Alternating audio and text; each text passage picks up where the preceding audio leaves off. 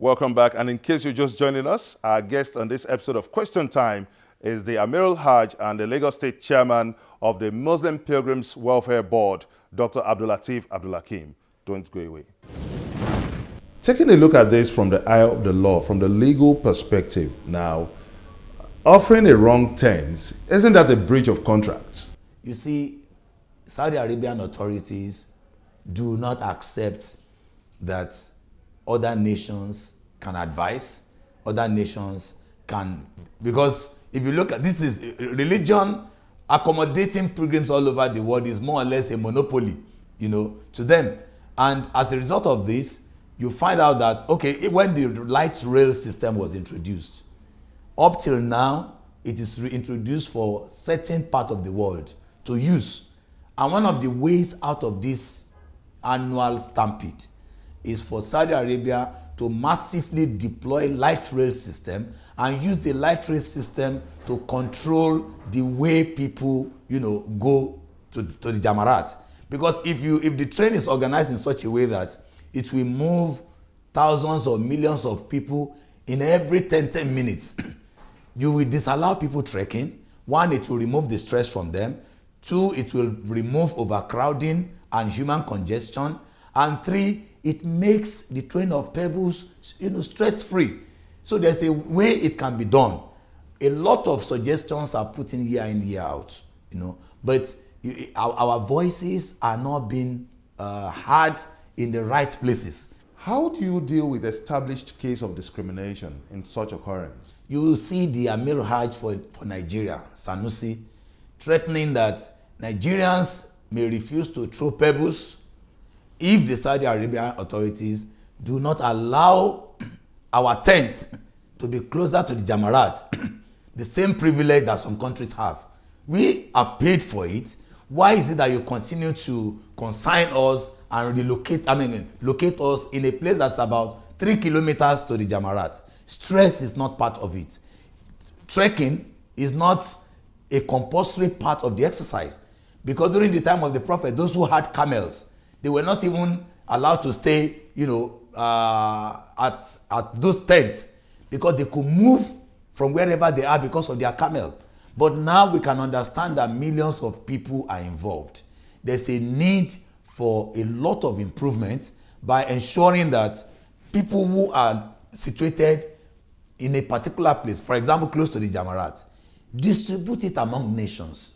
Those who can afford to stay, let them stay around there. It's about payment. You have tent A, you have tent B, you have tent C, tent D.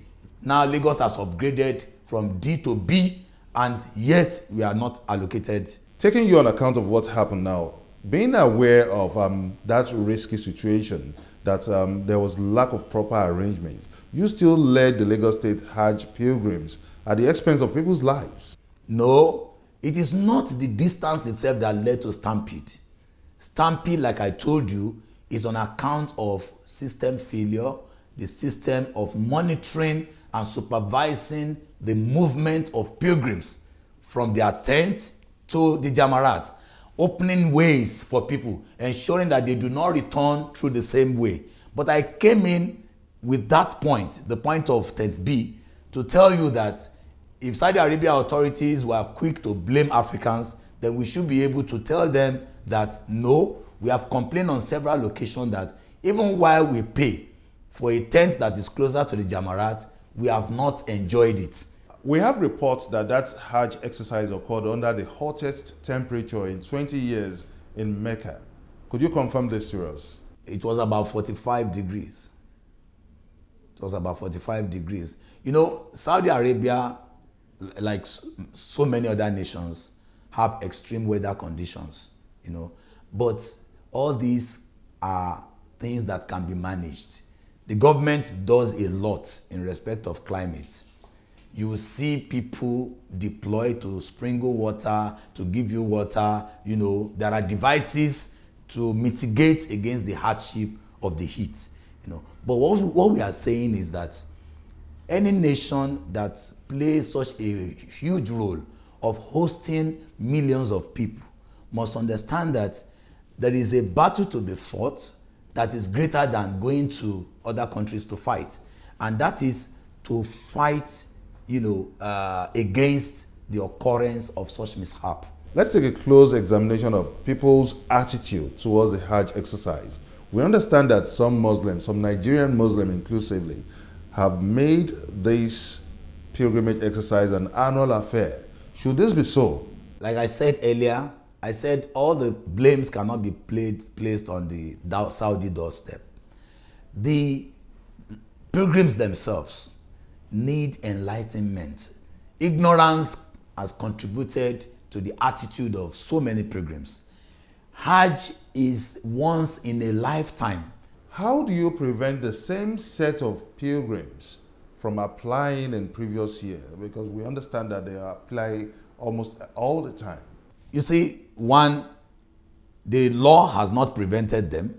We are only going to reduce the number. And how we do this is when you submit your international passports, the Hajj visa is there. Except, of course, you now go to get a new international passport. If you get a new international passport, and through the interview, we also get to know. We are not going to forbid you. We are not going to prohibit you. We are not going to say those who have gone will not go. But we have a system in place to ensure that those who are new, those who are just going, will be able to go. Because those who go year in, year out prevents the opportunity of those who are yet to go. You can also be a part of this conversation by sending us your comments on our various social media platforms showing on your screen.